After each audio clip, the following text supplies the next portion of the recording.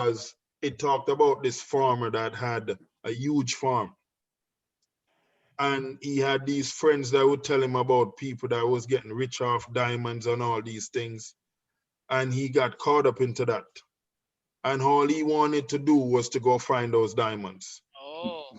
So he sold his one farm. He sold his farm to go look for the diamonds. He sold his farm to this guy. Yeah, man. So him now go on a big old journey and look for diamonds and not find the diamonds. Him get stressed out, kill himself. Oh, wow. And after him kill himself, now the guy where him sell the farm to, one day I walk around on the farm and see, and you know diamond in the rough, you know, when it rough, you know, it don't really look good, you know. It look like diamonds, yeah. Yeah, man, you have to clean it up. So the brother just see the glisten now and pick it up and put it on the mantle in the house. And one day when I'm brethren come at the house and say, bro, you realize what you have here, man? And the man say, what are you talking about? Man, see how you got the biggest diamond find in history, man. Oh, wow. Love the concept. And when the brother goes on and say, where did you get this, man? And him go out there, be a diamond like foolish. I see that. Miss your purpose. Man, missing thing. It was right there with him. Yeah. And this is the life this is where we are now with a lot of people. Exactly. Our purpose is with us already, you know. It's just that a lot of us don't take the time. Find it, yes. Yeah, you know, take the time to pay attention to details, and because you know do that now, it left you because you whether you get caught up in the worldly things, following other people, following their lifestyle, whatever that look like, you're not putting no time in you and what you have around you, you know?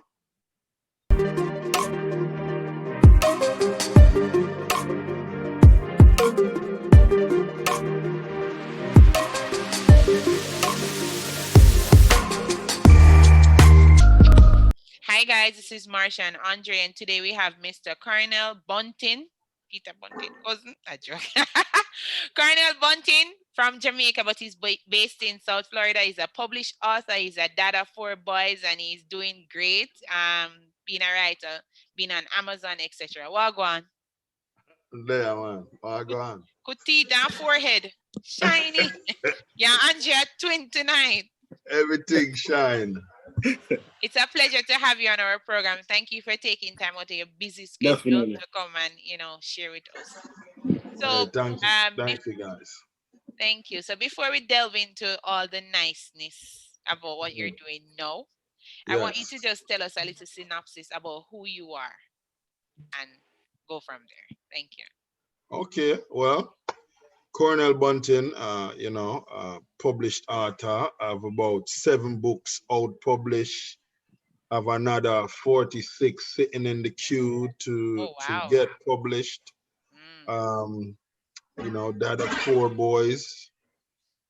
I do some outreach events in some of the communities close by. Every 3rd Saturday of the month, we go out and we just interact with people of, less fortunate. Okay, for a background. Yeah, man. We help them. We kind of pour into them a little bit and just educate them a little bit. Help them to understand that they have a purpose. So it's like a mentorship thing that you do every 3rd Saturday. Yeah, so we got that going, and then also there's a few things going. So you have a lot of things in the pipeline. Yes, Thank constantly at work, isn't it? Yeah, man. Thank you for sharing that. So I realize you and Andre have something in common. You're an author. You have 7 books out and 49 in the pipeline, and I know Andre is doing good. So big up to you guys. Yes. That's an accomplishment. That's a great achievement. So now, I said the ball thing, deep, man. If you got trim now, I have been bald twice. Oh yeah. But no, I don't want to. I don't know.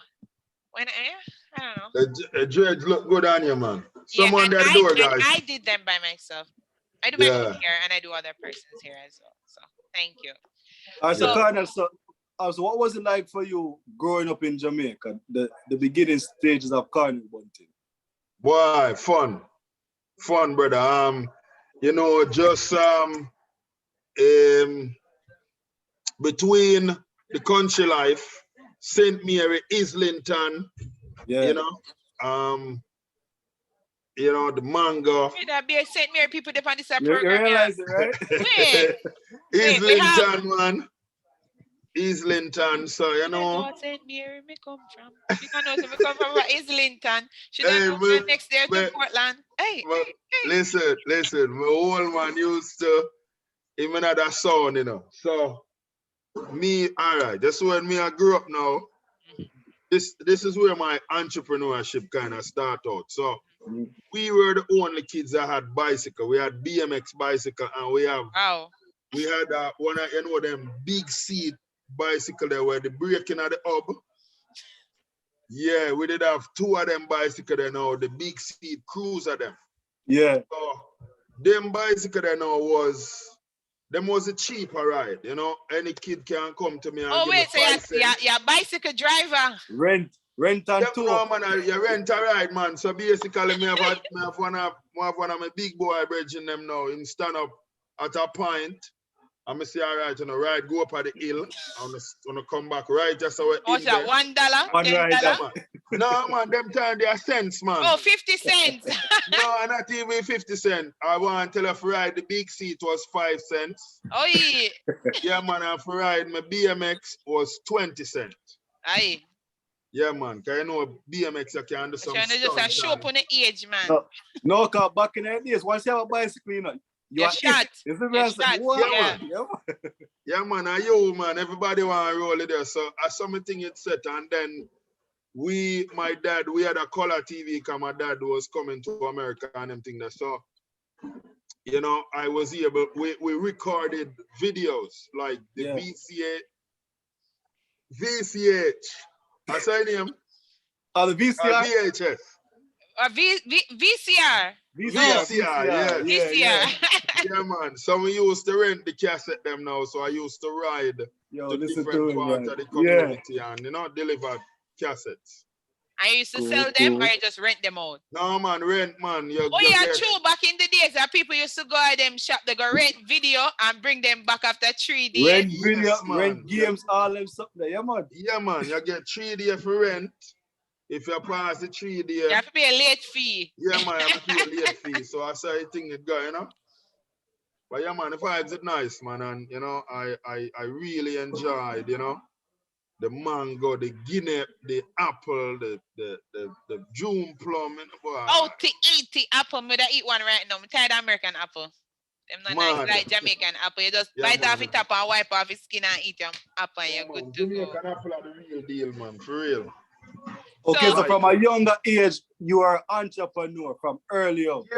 Yes. From a very young age, I was doing the hustling, making the money, and just so I was a big fan of rubber band, and I also was a big fan of marble. Oh, so you used to play pitch and chew and make like loop and then so. Yeah, so I used to have a big thing, a rubber band where me I tell you, say it was so big I couldn't make a belt. Yeah, remember yeah, man, me thing is big, man, and then now me have a big glass jar, beer marble. I had over 5,000 marble at one point. Wow. Where you used to sell them or you just keep them as souvenir? No, I just for decoration, you know. So me used to play rings. Yes. When I tell you, I was the king of rings. Ring with the elastic, you mean you chew and make a loop? The one there? No, man. So rings are when you make a big circle in the dirt. I show the marble. Everybody put a marble or two marble in the ring. Pitchy. So, yeah, so what you do now, you chew, so the marble you're going to play with, you chew the marble up, so whoever marble get to the ring the closest, them go first. Them get for lick first. Oh, yes, a true, yes. Yeah, man. But guess what, you used to reach them now, because I did crafty, you know. I know if you reach the ringside close, you know. Anytime you play with me and me reach the ringside first, you don't win. It's over. Some people powerful with the finger when they lick that picture. When me lick one marble, 5 marble fly out of the ring. Yeah, man. So, it is vibe, man. We love the vibe. So, did you go to high school in Jamaica or you migrated before that? Well, you know, we kind of run around, you know. So, you know, we did kind of there in Bristol for a little bit. and then we come back and we're there Kingston, KT settings, you know, King Street, all of them little places. We used to run on all of them places. So, you know, that was another little vibe again, or it kind of have a thing to it, you know? Yeah, man. So how did you so you basically said that you grew up in Islington, then you moved to Bristol in the UK, right? Then you came back to Kingston. Then after that, you lived and worked in Jamaica, or you just ventured off to the States? Yeah, man, I worked in Jamaica, you know. I worked at the Crown Plaza at Constant Spring.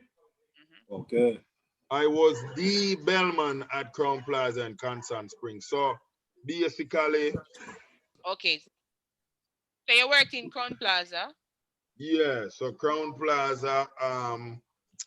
So you know, it's the craziest. That job was like, that was one of my, that's the only job that I went to interview and got hired the same day at interview and started working same day. Oh, wow. Yeah, man. Then I come back. Yeah. No, man. Them say, why your close size? Me give them my size. Me start working same day. They probably think say you're a good catch. Your vibes there are something. Your personality. And you know what happened? I was smiling because I was so excited about the opportunity. And she just saw my smile and said, we need that smile here. Yeah, man. And that was it. Yeah, man. The rest was history, man. So what was it like working there at Crown Plaza? Hey, when I tell you this, I met Destiny Childs when it was the four of them. I met Missy Elliott, Snoop Dogg. Yeah. When I tell you, I met celebrities on top of celebrities. I got into the entertainment world. You know, that's how Tony Rebel was a good friend of mine there at Crown Plaza. Tony Rebel introduced me to Donovan Germain. Donovan Germain taught me how to do audio engineering. So that's where I got into the entertainment world. And just from that one job. Yeah, man. Get for me Bounty Killer. Not for the artists, them, you know, and do a whole heap of show. Go to a lot of shows. Did a lot of shows. It was fun, you know. It's the first place I was able to walk into a car dealership with a portion of cash and just say, yo, man, a car. Yeah, and now I say, what this are you to do? Get this some money, yeah. Yeah, man. How old were you? Like, how old were you at that point? I was 19. Oh, 19, wow, yeah. 19. I've been exposed to so many things. Yeah, man. Young man. So after you did that job, I'm assuming you migrated to the US. And what was life like that? Like, so what was life like in that time? So what happened was Crown Plaza sold. Because the US Embassy had the head guy staying at one of the penthouse. Okay. And the US Embassy, they sold to the US Embassy. And what they did was they got all their best employees jobs in America. So that's how I came to Florida, Captiva Island. No, but you see it though. This job you go, you interview for the job, get the job same time and start same time, and that job actually propel you to carry you go other places. Exactly. Yeah, man. Yeah, man. So, love it, man. Grateful to Crown Plaza people. Crown Plaza, big up on yourself. Anytime. Yeah, man. Yeah, man. So then the American journey start after this, you know. Mm. And that in itself is when I put it like this, so I was at South Seas Resort, and there I met more celebrities. Okay. You know, the Steve Martin, you know, when he was doing, I think it was Stuart, whatever the name of that. Stuart Little? I think so, you know. Stuart Little. Yeah. You know the actor there with them gray hair, I'm not really old, but him here. Yeah, the first actor I meet where he thought people would run up to him and ask him for an autograph. And you never do that. And no one did. So he was like, do you guys know who I am? Yeah. Like, yeah, bro, you're a regular dude like us, bro. But we really didn't know who he was. So it was one of them things, you know. But And you know, man, we didn't really care for autographs like that. We wasn't like those type of. It's not like where exactly. people just going extra. Well, Michael Jackson time people did that faint, but no, any one of them little artists here, Fenke are good. People just run up to interview for autographs. Anybody on social media, any influencer, people going for autographs. So I guess more people are more into it now. Yeah, guys, even me I deal with them something now. So it's a celebrity. I'm gonna even big like that yet. So I one of them things. Now me get it. So after you so how long did you stay in that industry, and then how did you venture off into what you're doing now? So I stayed in hospitality for 17 years. Oh wow. Yeah, and accomplished a lot. You know, I've got a employee of the year, all these different things. My biggest accomplishment was when I won the Elaine McLaughlin Award in 2011. What is that about? So that is where they nominate over 500 nominees. Oh wow. Massive. But they only give out 6 awards. Wow. So understand how slim your chances are to win one of those. Actually win, yeah. And how top notch you have to be down in the top 6. Yeah. So I got nominated 2 times. I was just known as star among stars. See that? For those 2 times. But that 3rd time, and you know the craziest thing is like a sign, you know, when that day happened, because I was the only one that didn't get a pin, because when you enter the conference, they pin everybody. Everyone get a little E-award pin. My box had no E-award pin in it, so I didn't have a pin. I'm at my table, everyone's laughing. They're like, Cornell, you know, like where I do you didn't get an invite. What you doing here? I have no pin, and I'm sitting at my table. So every hotel, every resorts, they have their own table, and you know the nominees come up, they call out the names, and you know it's crazy because when they heard my name, everyone is like looking like, yo, that category is so big, so. There's no way. So the little pin don't mean nothing no more because you get the big thing, yeah, man. That pin don't mean nothing. So, and I wasn't even thinking about it, to be honest with you. And then when they called my name, when I tell you the whole room got up. Because, you know, there was this lady that she had a very bad week, very rough week. Was actually thinking about committing suicide. Wow. Okay. And when she saw me and how happy I was interacting with her, it changed her whole mindset to where she wanted to live. That's amazing. And she was just grateful of how pleasant I was and how warm my welcome was and how I treated her, you know. And so from that, it was just beautiful. And, you know, so she wrote that one. And then there was another one where this lady wrote about how her husband, I went above and beyond to help her and her husband that was handicapped. And those 2 just kind of pushed me over the edge. You know? Kind of propelled you to get that award. You see, sometimes simple gestures get you far. Sometimes sometimes, you know, some of us have some attitudes, and we might in a field where we're dealing with people like customer service, and we mistreat people, and sometimes those are the people that will look out for you in the end. Those are the people that can get you jobs. So when you least expect it, man. Yeah, I met a lady in Walmart from Jamaica, and she was working like $11.35 an hour, which is like $9 US an hour. And she had a degree and everything from Jamaica. She couldn't get her job. It was hard. And she was just nice to a customer in Walmart. Turned out to be general manager of one of our biggest banks here. And he's like, do you have a resume? Come for an interview on Monday.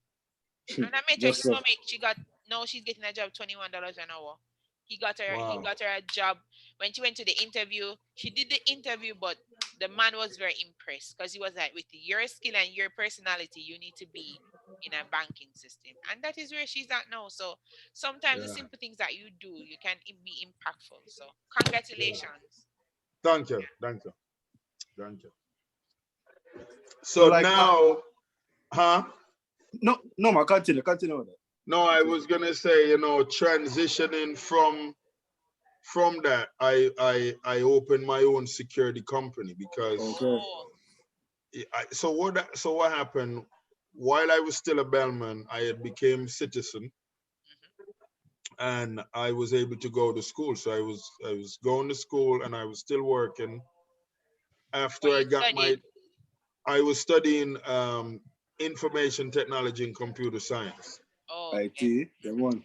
Okay. IT. So from that, I decided to open my own security company. Oh, okay. You know, I'd made so much money as a bellman. I used some of that money to open my own company, Smart. and it was doing its thing. It was flourishing, and you know, I was getting contracts. I was just moving work, you know, and then from there, uh, a lot of challenges came. You know, I had a lot of my competitors didn't like that I was getting all the contracts, and so what they did, Sabotage you. they create a plot. You know, they had one of my very guy undermine my company. Oh wow. Okay. And from that undermining, that's how I went to jail. I spent 10 months in jail, facing 32 years to life in prison. Oh, wow. Yeah. So in that space, in that lonely space at this time, that was when I really found strength to write. You know, Right. I was reading. Okay, you have a lot of writing. downtime. Yeah. Yeah, I had a lot of downtime and you know, it was just one of those things where it's like, you know, when somebody come to you and say, bro, I gave you this gift and you just decide to just sit on it. What Well, you doing? true. That You know, moment and gave you that light bulb moment, like you have so much free time. Why not utilize it? Yeah, man. yeah, Definitely. yeah. So basically, I started reading a lot, and I had so much time to you Reflect know and think. huh? To reflect and think. Find you. Yes, And find yes, you. Yeah. and you know, so I started writing. I was just buying all these different writing pads and I was just writing my Oh, books. Actually, I was just writing. I was just writing stories. And then by the time around 8 months came around, I learned that they were starting to drop the The hold. charges. Okay. No, no, no. They didn't drop the charges. They lift the hold off the bond. Because the only reason I was in jail for 10 months, they didn't give me a bond. oh, Yeah, yeah, yeah. So it was the bond was over $1 million, but wow. there was hold on the bond. So when there's a hole on the bond, you can't ban out. Can't go anywhere. Yeah, yeah. You can't leave. You can only leave when they lift all the hole off the band. Wow. So when they lift the hole off the band, it was about 8, 9 months in, and I was able to, like, you know, get some things move around outside where I could sell some vehicle, some jewelry, And stuff basically like that. get bailed out. Yeah, because then once they lift the hold, the bond went down to like $365,000. Okay, okay. So I would have to either pay a whole Or 10%. $365,000 Or 10%. Yeah, or yeah. 10%. So I said, you know Okay. what, I'm just gonna go with the 10% because I definitely didn't have that money At the because I time. was losing money. I And was it's not like losing. freedom. Yeah, So man. your Yeah, man. company closed down at the time. It was no more. Well, I had to close it because no one wanted to continue running it because they felt like, It was you know, stained. I mean, my name was so tarnished. Mm. You know, so people was afraid of me, and you know, Yeah, they yeah. just they didn't want nothing to do with me. So yeah, I was losing so much money, you know, so it made sense to shut it down, and so we shut it down, and you know, all the competitors, they were happy because now they could get all those No, you're jobs. out the way. Yeah, Yeah, exactly. Exactly. yeah. So like, So so question though, right? So yeah. what was it like initially when that took place and you realized, guess what? May I face this much time? Yeah. Like what was the initial thought process for you when that happened? Bro, it was surreal, bro. I was in a surreal world because, you know, here I am, like I was getting ready to do a major ego purchase. I was getting ready to do an ego purchase, if you guys kind of get what I'm trying to say. Yeah, but you know, so, and my birthday was coming up. You know, I was 3 days away from my birthday. Oh. You know, and then to learn what I was charged with, the 16 charges. Wow. The seriousness of it. Yeah. And the seriousness of it, yeah. You know, when that really like sunk in, it was like, okay. I was really furious. I was so furious, like I wanted no one to talk to me. So it was fabricated charges that they impacted. Yes. So, and you know, but you know what? I was grateful the way it unfolded, because the media ran with it for 3 days. And in jail, all these guys watches the news. So when you go into jail, they already know what you did when you get there. So when I went into jail, I was looked at as a very dangerous man. Yeah. You know, because the media made me look like I was carrying body bag to go put this person in. Oh, it was brutal. It was brutal. And but so nobody messed with you, so you could sit and write your books. Right. Or your stories. Yes, no one messed with me, and we you know, it was just one of those things where, you know, so anyways, yeah. I just wanted to piggyback on that, because oftentimes, you know, like other times we really have to go through some rough patches to really find ourselves. You know, because you were in the world and living your life, having your business, and to you, I'm sure that felt like that was just your path to take. And then something happened where really disrupt you and sit you down. Is the man say? And that's how you found your purpose to actually start writing. Yeah. It's just the where I'm at right now, and comparing to then. Compared to then, is a lot of it. I'm still taking it in. You know, I said to someone, it's surreal as well. Yeah, I told someone the other day. I said, "Hey, a lot of this haven't sunk in yet." It has not. You know, I'm still doing me as a dad, and you know, all my roles. You know, I'm still taking care of my responsibilities, and I'm, you know, people see me, and it's because of, you know, they've seen me on TV here and stuff like that. And you know, while people behave a certain way or whatever, it's still, I'm like, what are they excited about? I don't get it. I'm not there yet. It's because you have not reached that feeling as yet. It's still brand new. As you said, it's very surreal for you. So it's taking a while for it to really sunk in, you know? For you to you appreciate it, but to appreciate it as much as those who are looking from the outside in are appreciating it. So now I have a quick a question to ask you. When you came out of jail, because I'm assuming it's jail, right? Jail, yeah. And the charges didn't sit, and you never went to prison, etc., right?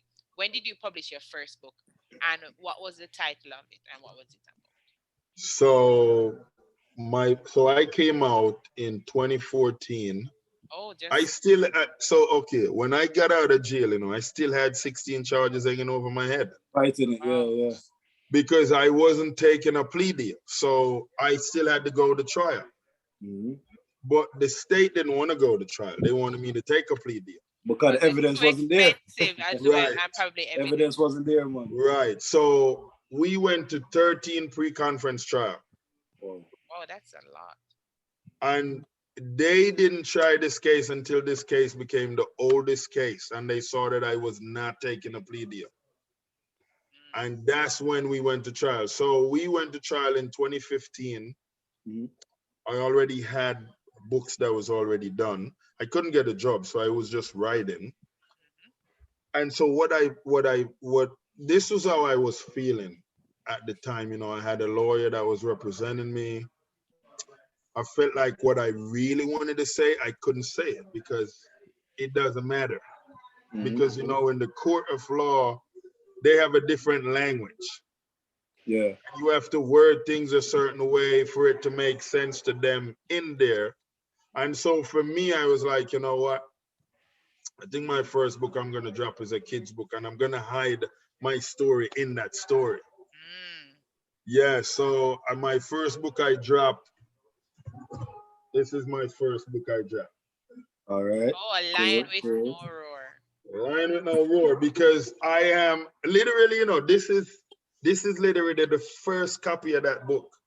Oh, wow. And it When looks so brand new. How old is it? Yeah, because I just kept it pressed. They actually changed the way this book look now. It's a green book. Oh, so you keep republishing it in with different things adding, or just? Well, what happened? It got picked up. Got picked up in the UK, and they said they wanted it to be more child friendly. Oh, colorful and stuff. Yeah, and I tell you a joke about this. You know that people, when they found out that I was changing the book, people went and bought up all these hardcovers. Yeah. And was selling each of these for $500. I kid you not. I was furious because I was like, yo, I wasn't even making them type of money off my book. So you couldn't copyright it, or you couldn't do anything for them to like pay you or something like that? No, because they were vendors. No, they can resell it, yeah. Yeah, they're vendors. Oh, they just buy it as vendors. Oh, I thought it was just random people. Okay. Buy it and resell it, you know. So that, you know, I learned a lot from that book, but that book took me places. And you know, the story in it's so powerful because, you know, it's the subtitle is Finding Your Calling, you know. And the storyline talk about this cub that is heir to you know, king and queen, but because they're so old when they birthed him, his disability was no roar. He had no voice. Okay. Love the concept. Wow. Love the concept. Yeah, so he needed to go through life to understand his purpose. And once he understood what his purpose was, he would get his roar. And that is basically your story. Love it, man. It ties love the concept. Yeah. Love the concept. Yeah, and I'm talking to a holy power. Yeah, I'm talking to a holy power. Like oftentimes we don't find our purpose until later on. But guess what? That's the right time. Exactly. That's the right time to find it. Because sometimes we think it's our time, but sometimes it's God's time. Because a lot of persons will tell you that I'm a musician, I'm an actor, I'm a this, I'm a that. They'll tell you I've been trying this 20 years and nothing comes out. And then bam, somebody likes them and they get that moment. So sometimes we don't have to rush the process. We just trust the process. And that's just trust the process, all the time. Yes. So, you know, I'm really grateful from because I did Line with No Roar. Then after Line with No Roar, I did PD Like the Drip Drop. It was really just a fun project. Actually, it's a part one of an 11 series book. Okay. Yeah, I kind of kids book also, right? Yeah, man, it's a kids book also, man. That's what they look like. Okay. So it's a smaller book now. Yeah. Is it hardcover? Yeah, it is actually in hardcover as well, you know. But it's a really simple read. It's like if you get that's how it's simple. Oh, so it's like for little kids and and kids love pictures. You must have illustrations in there. You're good to go, man. Yeah. So my goal is to complete the next 10 of that book series. Yeah, so we left from PD Like the Drip Drop, and I said, you know what, I want to drop my poems because I write poems as well. So then I Bunt Walk. Okay. Bunt Walk. When I tell you Bunt Walk, have some fire piece in it, man. Some fire piece. And actually, Bunt Walk gave you that #1 in the poetry category. Oh wow! Yeah, and it was #1 for a week. You know, so I ride that wave there for a little bit, and you know, I didn't pursue recording the audio part of it, and because I was like a popcorn machine, and I wanted to find my niche. Which one of the books was gonna really? If I narrate, I have a very good voice, you know. Yeah.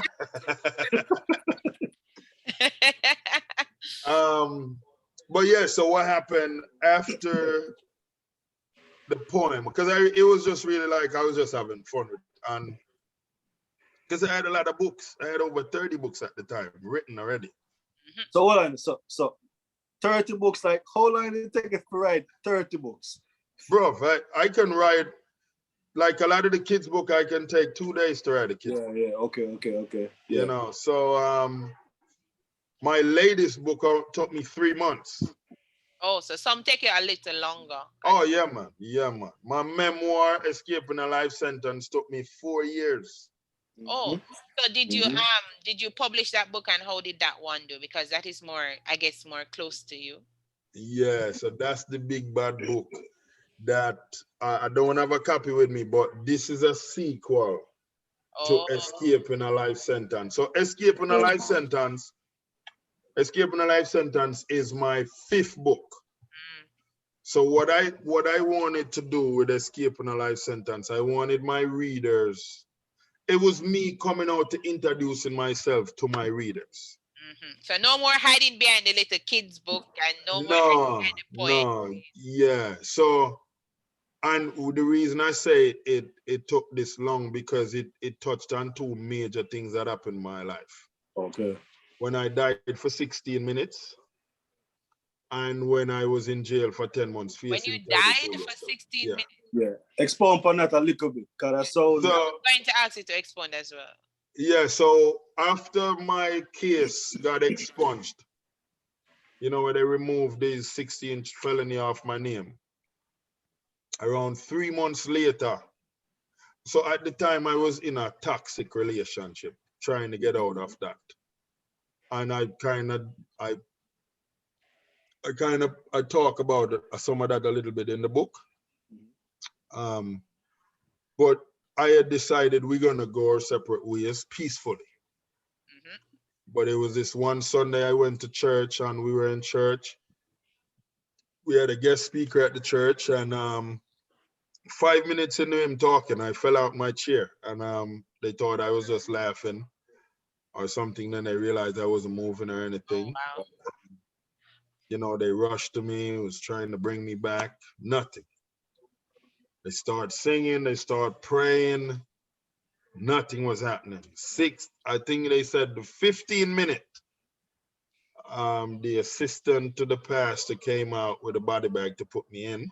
Oh, wow. And the pastor said, no, he's not going in a body bag. He's not leaving out of here in a body bag. If anything, we put him in the ambulance and they will pronounce it. Yeah. But he wasn't doing that. So he said when he hit the 16 minute, I just let out this massive roar, man. Just, it was so loud, man. It was frightened everyone. And so came back and, you know, of course, went to the hospital. They did surgery. They put a defibrillator in my chest. Oh. Yeah, and the defibrillator is really just to slow me down whenever I'm going too fast, when I'm doing too much. Yeah. So you probably thought you were very healthy at the time, but you weren't. Or you knew that you had a condition before. Or what was the cause? Yeah. Yes, that's it was called cardiac arrhythmia. Okay. I guess I wasn't getting enough sleep. I wasn't resting myself enough. Because I did so much. Yeah, I was doing a lot, man. I was doing award shows, I was doing events. People were paying me to be on flyers, and some of them I had to show up. You know, it was going crazy. And so yeah, I died, and you know, of course, that in itself, I wanted to shed some light on what that was like, the outer body experience and stuff like that. So that's why that book took so long to write. Oh, so it took you 3 months. And no, man, that one took 4 years. Yeah. Oh, 4 years. Oh, yes, you said 4 years. The other one, you talk about so many books. Sorry, you know, I got lost in the moment. So 4 years. So how well did that one do on the market? And if it didn't do well, were you still proud of the project? No, that book did very well. You know, that book was at #1 for a month. Oh wow, amazing. Yeah. And then let's see, it took 6 months for the audio to come out. on Audible, and when that came out, when the Audible came out, it went back to #1 for a week. See that. All right, but one thing more for ask you, right? Like this actually took place while you're in church, right? Yeah. How important for you is God and having a relationship with God? Because especially after experiencing something like that, like you cling closer. Yeah, like what's the importance of God for you in everything? Very important. Very important. Every morning before I do anything, and anyone of my family member can tell you this, before I even get out of bed, I have to do my devotion. After my devotion, I pray. Then I approach the day. Yeah, man. So my devotion is an hour every morning. Oh wow, that's nice. Yeah, every morning. Gratitude and all of the above. I'm grateful. Yes, man. You have to be grateful, you know. So, and me acknowledge God, you know, is this for me. I know my truth, you know. I know the journey I have walked and where I am now and why I'm here. The reason I'm here. You have to pay homage to that. Yes, man. Yes, you know. You see, when you know, it's different from when you don't know, you know. No. Sure. Yeah, man. So me, I consider myself in the know. I am in the know. When you're not in the know, it's hard for me to talk to you on certain level about certain things because my perception can be up here on what I'm saying and your perception, you're not going to get what I'm trying to say. True. And sometimes I don't go too deep into it because it gets too heavy for people, you know? Yeah. So now that you have, shared a little light about having knowledge about certain things and etc., what kind of messages can you share with other people or viewers on how to, like cope with down times, or how to, even if you want to talk about getting closer to God, or how to move in their purpose? Just give us a few pointers. So this is why this book came out. Escaping the darkness. Escaping the darkness, using adversity to find purpose. A lot of us don't know that we have purpose. True. We all here, we're all unique. We all have a purpose, you know, and so I think because a lot of us don't know what our why is, why we do what we do, why we get up every day to go do something specific. A lot of people just do just to make ends meet. But if they don't understand what their why is, then it's going to be hard for them. It's going to be hard for them to step into their purpose. And sometimes you have to. So in this book, one of the things that I did, I wanted to share a gem because, you know, when I went to Africa, I was asked by an elder if I ever heard the story about diamonds, acres of diamonds. And I've never heard it. It was written by Nightingale. And I said, you know what, I'm gonna search for it and I'm gonna learn it, understand it. And when I read the story, I was blown away because it talked about this farmer that had a huge farm. And he had these friends that would tell him about people that was getting rich off diamonds and all these things. And he got caught up into that. And all he wanted to do was to go find those diamonds. So he sold his one farm. He sold his farm to go look for the diamonds. He sold his farm to this guy. Yeah, man. So him now go on a big old journey and look for diamonds and not find the diamonds. Him get stressed out, kill himself. Oh, wow. And after him kill himself, now the guy where him sell the farm to, one day I walk around on the farm and see, and you know diamond in the rough, you know, when it rough, you know, it don't really look good, you know. It look like diamonds, yeah. Yeah, man, you have to clean it up. So the brother just see the glisten now and pick it up and put it on the mantle in the house. And one day when I'm virgin come at the house and say, bro, you realize what you have here, man? And the man say, what are you talking about? Man, see how you got the biggest diamond find in history, man. Oh, wow. Love the concept. And when the brother goes on and say, where did you get this, man? And him go out there, the diamond like foolish. I see that. miss your purpose. Man, missing thing, it was right there with him. Yeah. And this is the life this is where we are now with a lot of people. Exactly. Our purpose is with us already, you know. It's just that a lot of us don't take the time. Find it, yes. Yeah, you know, take the time for pay attention to details, and because you know do that now, it left you because you whether you get caught up in the worldly things, following other people, following their lifestyle, whatever that look like, you're not putting no time in you and what you have around you, you know. So you know, love the story, man. Yeah, man. Thank you for using that story to, like, you know, sum up everything, because it's beautiful. Many times, as you just said, we have our purpose sitting right in front of us or within us, and we're going out there trying to search other things that we might think are beautiful, or might think that is for us, but actually, if we just take time to sit down and work on what we have and find yourself, what we have, we can become something great. I really appreciate your story, you know, talking about your journey in Jamaica, talking about you just doing a job as a bellman, you know. Some persons, you know, I'll tell him working and I'm not come out of that, you know, but you used it. You had so much wonderful experiences meeting people, ended up in a job that gave you the chance to migrate, and on that journey of finding that American dream, or that Cornell dream, or whatever it is, you had lots of challenges, right? And from that challenge that you experienced, because you had some good moments too, you know. Yes, but man. maybe that challenge was to humble you, for you to see your purpose. Yes. So when you went to jail, and that time, that free time, it gave you time to reflect. Yes. Started to write. You come out of prison. You still had that thing hanging over your head. You can't get a job. You spoke about your relationship. Yeah. And look at you now. At the end of the day, you know, 7 years later, look at you now. And this is why, you know, you have still not been able to appreciate the moment that you're doing, because you're still, you know, living it as you go along. So I think it's a profound story, and we really appreciate you. And Andre, what were you saying again? Sorry.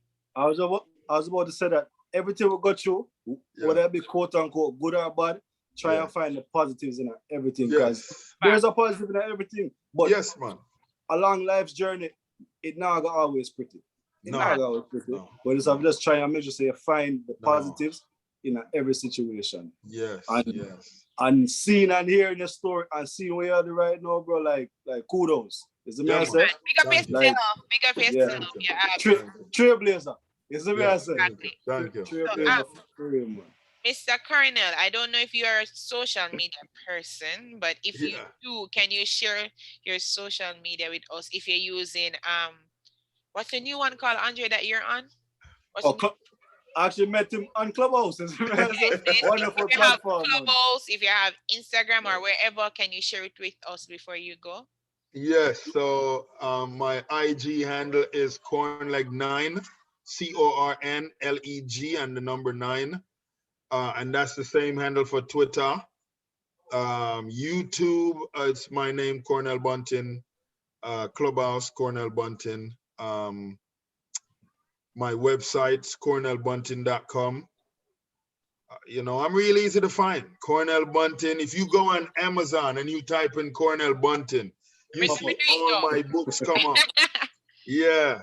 I will check it out, man. I will really check it out. Thank you so much, man. Thank you. And listen, tell your listeners, this book right here, Escaping the Darkness. Guys, a copy. The trailer came out for this book, and I'm telling you guys, that trailer might go to 1 million views. It has over 200,000 views right now, so I'm excited. So wait, you're gonna have a movie? Hey, a lot of people been even messaging that on the video. They're like, when is the movie coming out? So I write scripts as well, you know. So Speak it into being one. The world is Speak it your into being. oyster, man. Speak it into being one. Thank you so much, Mr. Cornell. Me, I go make you go to your family now. yes. And Andre, you too, and have a great Yo, day. Thank you for much this blessings and amazing respect. Yeah, interview. man. Yeah, man. And big up Definitely. Clubhouse every time because we see Yeah. a lot of Clubhouse people on here. Yeah.